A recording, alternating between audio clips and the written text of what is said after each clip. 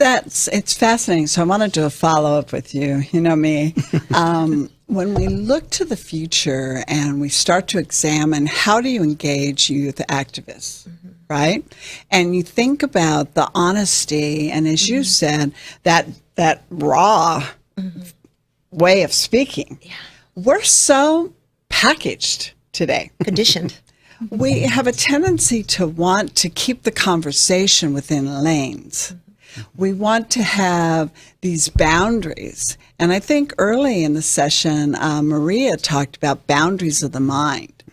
And that resonated with me because it came back to the fact that, am I really open?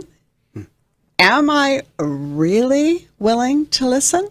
Or am I going to fall back into patterns? And I believe that right now, with what's taking place in the world, we all have been so uncomfortable that being able to know comfort again in our own way may stop us from that next level. So, couple thoughts?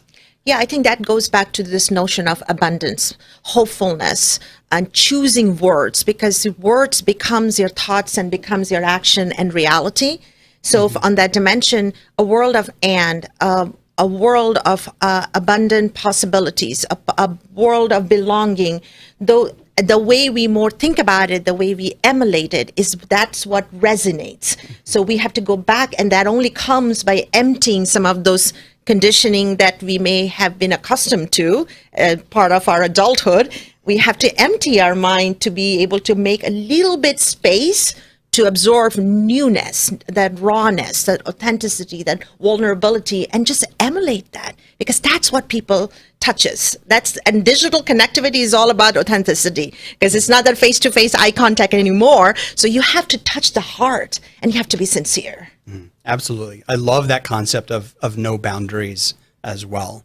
And I think of, too, in hearing the young people talk, that sense of awe and the sense of wonder. And how do we have that in our industry? I guess if we do a little self-reflection, Sue, I wonder, do we have that sense of awe and that sense of wonder? And if so, we should. And if so, how do we instill that out into the world?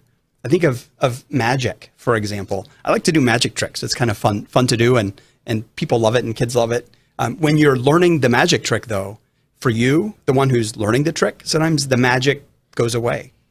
But what I've learned is by learning the magic myself, I can instill that sense of awe and wonder in so many others. How do we do that as an industry, and especially for the next generation, for young people? How do we instill that sense of awe and wonder?